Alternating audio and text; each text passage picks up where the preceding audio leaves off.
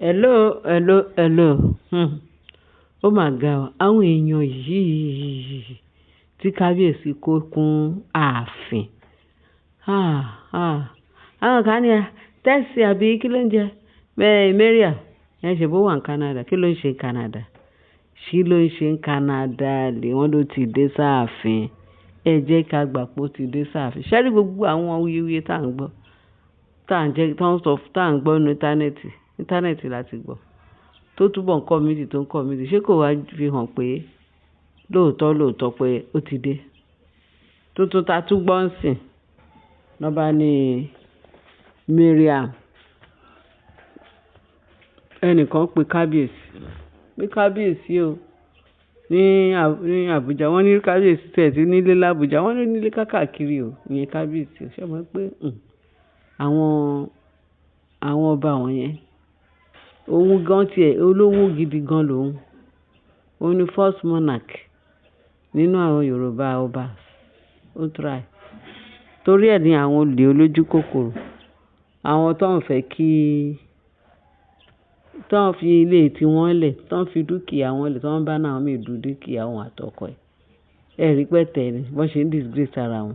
Ó máa pọ̀. Lọ́ba sọ wípé ní gẹ́gẹ́ bá ṣe gbọ́, wọ́n ní ṣe ni ẹnìkan tó pe kábíyèsí ní Àbújá náà àwọn ọ̀rẹ́ kábíyèsí pé ẹ wá lè ní àbí àwọn òwò lòun rí pé because báwọn èèyàn ṣe ń wọ ọbẹ̀ tó ń jáde pé kò jẹ́ pé kábíyèsí wà ní Àbújá. Tí kábíyèsí bá ti wá sáàjọ ó dàbí pé wọ́n ti ń gbé bẹ̀. Kábíyèsí ni wọ́n ń gbé bọ̀. Pé kábíyèsí lòun ti ibẹ̀ yẹn yìí wà ní títẹ̀ padà pé òun ò tí wọ́n ní àbò ta ni. Kábíyèsí wọ́n ní kábíyèsí wá bẹ̀rẹ̀ sí rẹ́rìn pé báwo ló ṣe fẹ́ ta ilé? Ó ní àwọn èèyàn ń gbé bẹ̀ o. Àwọn èèyàn ti wà ń bẹ̀. Kábíyèsí irọ́ ni kí náà ń ṣe ń bẹ̀ àwọn òwò ló wà ń bẹ̀. Pé kán bá wọn wádìí. Wọ́n wá sọ pé wọ́n wádìí. Wọ́n sọ pé àwọn ṣẹ̀ṣẹ̀ ra ilé yẹn. Àwọn ṣẹ̀ kó síbẹ̀. Wọ́n wá pe kábíyèsí. Wọ́n ní bí kábíyèsí. Orí kábíyèsí dún gbàùngbàùngbàùn. Àbújá yá. Àwọn tọ́rànjà àti gbogbo wọn débẹ̀. Lóòótọ́. Wọ́n náà gbé àwọn EFCC rẹ̀. Wọ́n tó tẹ̀ pé EFCC wọ́n ní kábíyèsí kọ́kọ́ rẹ̀. Pé wọ́n ní wọ́n ti rà. Lọ́wọ́ ta ni? Wọ́n ní lọ́wọ́ ẹnìkan tó ń pè ní Mariam. Níbo lẹ ti rí dọ́kúmẹ́ǹtì? Mariam àṣé wọ́n ní ó kó dọ́kúmẹ́ǹtì jáde. Wọ́n ní gbogbo fabricated document ni. Mariam dẹ̀ ni. Okay. Wọ́n ní báwọn EFCC ṣe gbéra nìyẹn. Ó di palace. Gẹ́gẹ́ bá ṣe gbọ́ o. Wọ́n ní kábíyèsí ní ó wà palace. Gbogbo palace. Wọ́n dé àwọn EFCC lọ wá. Wọ́n náà dé chamber ó ti na pápá bọ̀rà pé kò sí níbẹ̀. Wọ́n ní bóyá ègbé ló máa ń gbé o. Bóyá kíní àṣẹ. Ṣé àmọ́ pé àwọn tó ń ṣe bí yẹn. Etí bàbá wọn nílé etí bàbá wọn lóko. Kò sí Ọlọ́run kó ṣọ́ wa. Lẹ́yìn máa ṣe àdúrà pé kí Ọlọ́run kó ṣọ́ wa lọ́wọ́ ẹni tó ń ṣọ́ ni tá ò ṣọ́. Àwọn pípù yẹn. Wọ́n ní wọn mọ̀ bí wọ́n ṣe lọ ta lólobó. Ó máa ti gbọ́. Tí kábíyèsí fi lọ sí Àbújá tó fi dé. Àwọn èèyàn máa ti pé Mariam náà. Kí wọ́n tó dé láti Àbújá ṣé Mariam ti ní food and ó ti lọ. Wọ́n ní wọ́n rí wọ́n fáìlì gbogbo ilé. Wọ́n rí Mariam àti ẹ̀nà pápá bọ̀rà. Bí kábíyèsí wọ́n ní àwọn pípù yẹn pé inú bí àwọn EFCC. Wọ́n tún padà sí Àbújá. Wọ́n ní wanted ni wọ́n fi ṣe ìyẹn Mariam. Pé náà bẹ̀rẹ̀ sí ni wọ́n. Pé kábíyèsí ní ẹni ìgbà tó bá rí pé kán arrest. Wọ́n ní àwọn tún dé Àbújá àwọn tún ṣe kíní. Wọ́n tún ní pé wọ́n ṣàpè kábíyèsí o. Àwọn ti rí Mariam àwọn ti arrest ẹ̀. Wọ́n nígbà tí wọ́n á béèrè lọ́wọ́ ẹ̀.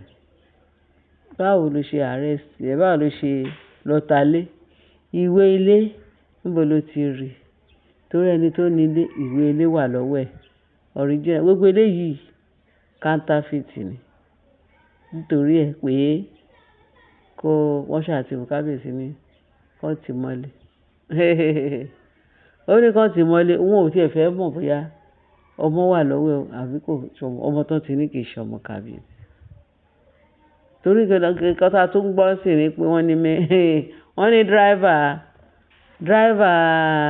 kí ló tún jẹ́ pé wọ́n ní ó tún ní kan náà àwọn ọmọ yẹn bírọ̀ ni bí òótọ́ ni pé àṣẹ wọn jọ ń ṣe wọléwọ̀ dráìvà Mariam iṣẹ́ kékeré ọ̀rọ̀ yẹn àtẹ̀tí wọ́n ti ń mú gbogbo oríṣiríṣi ọ̀rọ̀ yẹn wọ́n ti ń mú bọ̀ díẹ̀díẹ̀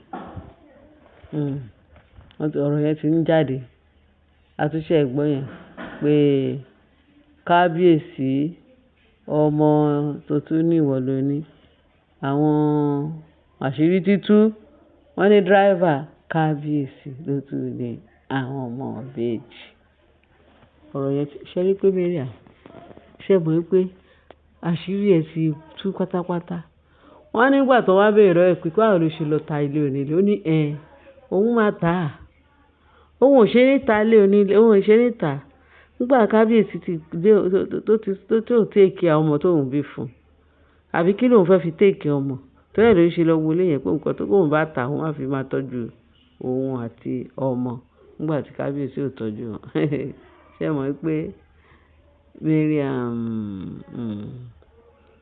máa ṣe wọ́n ní nǹkan tí olójú kòkòrò ní kì í ṣe tiẹ̀ ẹ wo ayé tí Mariam ń gbé Mariam ṣé wọ́n sọ pé ó bímọ ni ẹ̀ṣẹ́ ó lọ ẹ̀ pé ó níṣẹ́ ó lówó jàre so tó bá tiẹ̀ pẹ̀lú gbogbo owó ẹ̀ tí kábíyèsí bá tiẹ̀ sọ pé òun kọ́ lòun lọ́mọ ṣé kò lè ṣe owó tó ń sọ pé òun ní ṣé kò lè fi tọ́jú àwọn ìbejì àbówó tóun sọ pé òun ní wọ́n ló lọ àwọn ọmọ yẹn kéré kò tọ́jú wọn wọ́n ní kò tọ́jú àwọn ọmọ yẹn àwọn ọmọ tó bí ọ̀ríjínà àwọn tó bí ní ilé bàbá Násírù wọ́n ní kò tọ́jú wọn àwọn kan níbo àwọn kan wọ́n bá yí wọ́n ní kò bímọ àwọn kan ní kò bímọ àwọn kan lọ́mọ mẹ́ta ló bí bàbá Násírù àwọn kan ní ibẹ̀ láti mọ Násírù tó ní Násírù gbé mọ́tò wá ìjọ kan tó ní màmá òun ẹ kúrò níbẹ̀ yẹn òun gbé mọ́tò yìí òun fẹ́ fún yín